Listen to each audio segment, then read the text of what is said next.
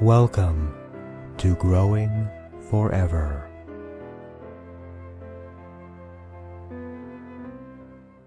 Over 90% of your mental life is subconscious, so men and women who fail to make use of this marvelous power live within very narrow limits. Your subconscious processes are always lifeward and constructive. Your subconscious is the builder of your body and maintains all its vital functions. It is on the job 24 hours a day and never sleeps. It is always trying to help and preserve you from harm. Your subconscious mind is in touch with infinite life and boundless wisdom, and its impulses and ideas are always lifeward. The great aspirations, inspirations, and visions from a grander and nobler life spring from the subconscious. Your profoundest convictions are those you cannot argue about rationally, because they do not come from your conscious mind. They come from your subconscious mind. Your subconscious speaks to you in intuitions, impulses, hunches, intimations, urges, and ideas, and it is always telling you to rise, transcend, grow, advance, adventure, and move forward to greater heights. The urge to love, to save the lives of others, comes from the depths of your subconscious.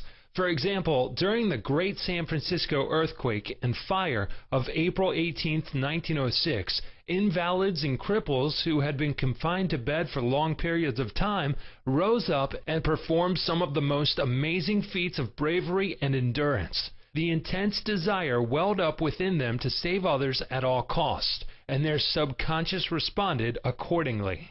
Great artists, musicians, poets, speakers, and writers tune in with their subconscious powers and become animated and inspired. For example, Robert Louis Stevenson, before he went to sleep, used to charge his subconscious with the task of evolving stories for him while he slept. He was accustomed to ask his subconscious to give him a good, marketable thriller when his bank account was low. Stevenson said the intelligence of his deeper mind gave him the story piece by piece, like a serial. This shows how your subconscious will speak lofty and wise sayings through you, which your conscious mind knows nothing about. Mark Twain confided to the world on many occasions that he never worked in his life. All his humor and all his great writings were due to the fact that he tapped the inexhaustible reservoir of his subconscious mind. How the body portrays the workings of the mind. The interaction of your conscious and subconscious mind requires a similar interaction between the corresponding system of nerves. The cerebral spinal system is the organ of the conscious mind, and the sympathetic system is the organ of the subconscious mind. The cerebral spinal system is the channel through which you receive conscious perception by means of your 5 physical senses and exercise control over the movement of your body. This system has its nerves in the brain, and it is the channel of your volitional and conscious mental action. The sympathetic system, sometimes referred to as the involuntary nervous system, has its center in the ganglionic mass at the back of the stomach known as the solar plex, and is sometimes spoken of as the abdominal brain. It is the channel of that mental action which unconsciously supports the vital functions of the body. The two systems may work separately or synchronously. Judge Thomas Troward says, the vagus nerve passes out of the cerebral region as a portion of the voluntary system, and through it we control the vocal organs. Then it passes onward to the thorax, sending out branches to the heart and lungs. Finally, passing through the diaphragm, it loses the outer coating which distinguishes the nerves of the voluntary system, and becomes identified with those of the sympathetic system, so forming a connecting link between the two and making the man physically a single entity. Similarly, different areas of the brain indicate their connection with the objective and subjective activities of the mind respectively, and speaking in a general way, we may assign the frontal portion of the brain to the former and the posterior portion to the latter, while the intermediate portion partakes of the character of both. A rather simple way of looking at the mental and physical interaction is to realize that your conscious mind grasps an idea, which induces a corresponding vibration in your voluntary system of nerves. This, in turn, causes a similar current to be generated in your involuntary system of nerves, thus handing the idea over to your subconscious mind, which is the creative medium. This is how your thoughts become things. Every thought entertained by your conscious mind and accepted as true is sent by your brain to your solar plex, the brain of your subconscious mind, to be made into your flesh and to be brought forth into your world as a reality. There is an intelligence which takes care of the body. When you study the cellular system and the structure of the organs such as the eyes, ears, heart, liver, bladder, etc., you learn they consist of groups of cells which form a group intelligence whereby they function together and are able to take orders and carry them out in deductive function at the suggestion of the mastermind, conscious mind. A careful study of the single-celled organism shows you what goes on in your complex body. Though the monocellular organism has no organs, it still gives evidence of mind action and reaction performing the basic functions of movement, alimentation, assimilation, and elimination. Many say there is an intelligence which will take care of your body if you will let it alone.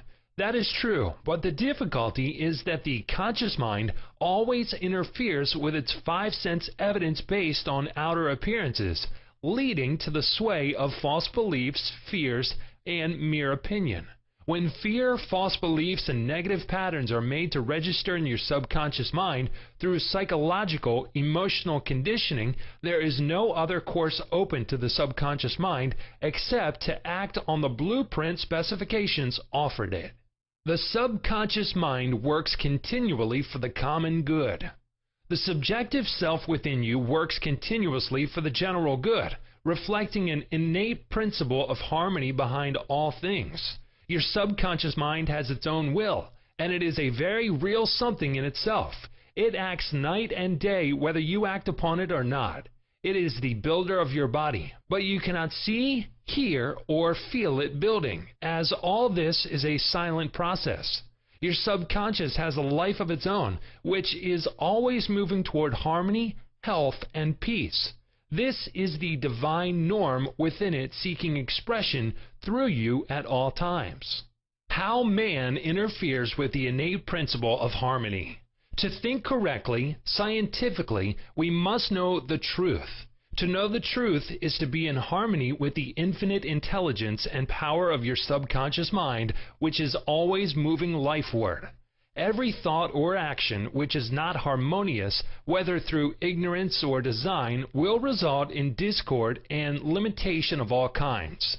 Scientists inform us that you build a new body every 11 months, so you are really only 11 months old from a physical standpoint. If you build defects back into your body by thoughts of fear, anger, jealousy, and ill will, you have no one to blame but yourself. You are the sum total of your own thoughts. You can keep from entertaining negative thought and imagery. The way to get rid of darkness is with light. The way to overcome cold is with heat. The way to overcome the negative thought is to substitute the good thought. Affirm the good and the bad will vanish. Why it's normal to be healthy, vital, and strong. It's abnormal to be sick. The average child born into the world is perfectly healthy with all its organs functioning perfectly. This is the normal state, and we should remain healthy, vital, and strong. The instinct of self-preservation is the strongest instinct of our nature, and it constitutes a most potent, ever-present, and constantly operative truth inherent in your nature. It is, therefore, obvious that all your thoughts, ideas, and beliefs must operate with greater potentiality when they are in harmony with the innate life principle in you, which is forever seeking to preserve and protect you along all lines. It follows from this that normal conditions can be restored with greater ease and certainty than abnormal conditions can be induced. It is abnormal to be sick. It simply means you are going against the stream of life and thinking negatively. The law of life is the law of growth. All nature testifies to the operation of this law by silently, constantly expressing itself in the law of growth. When there is growth and expression, there must be life. Where there is life, there must be harmony, and where there is harmony, there is perfect health. If your thought is in harmony with the creative principle of your subconscious mind, you are in tune with the innate principle of harmony. If you entertain thoughts which are not in accordance with the principle of harmony, these thoughts cling to you, harass you, worry you, and finally bring about disease, and if persisted in, possibly death.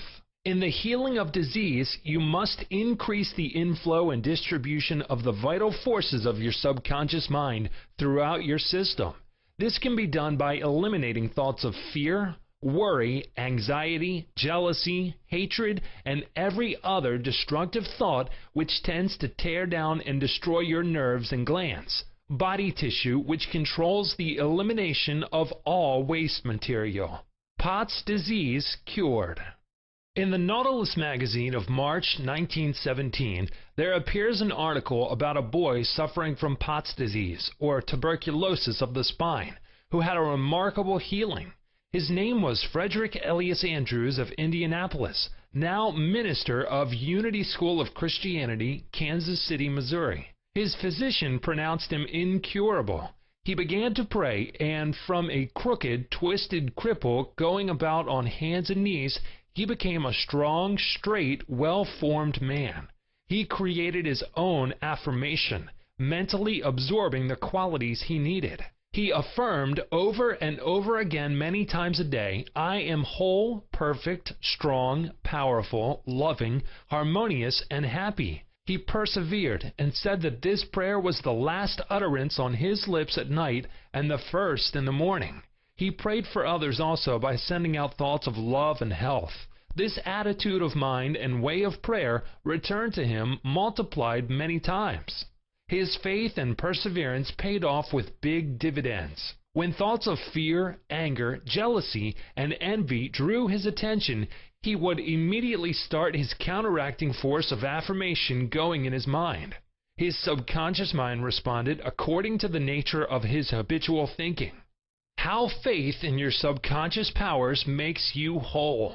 A young man who came to my lectures on the healing power of the subconscious mind had severe eye trouble, which his doctor said necessitated an operation. He said to himself, "My subconscious made my eyes, and it can heal me." Each night as he went to sleep, he entered into a drowsy, meditative state, the condition akin to sleep. His attention was immobilized and focused on the eye doctor. He imagined the doctor was in front of him, and he plainly heard, or imagined he heard, the doctor saying to him, "A miracle has happened." He heard this over and over again every night for perhaps 5 minutes or so before going to sleep. At the end of 3 weeks, he again went to the ophthalmologist who had previously examined his eyes, and the physician said to this man, "This is a miracle. What happened?" This man impressed his subconscious mind using the doctor as the instrument or a means of convincing it or conveying the idea. Through repetition, faith, and expectancy, he impregnated his subconscious mind. His subconscious mind made his eye. Within it was the perfect pattern, and immediately it proceeded to heal the eye. This is another example of how faith in the healing power of your subconscious can make you whole.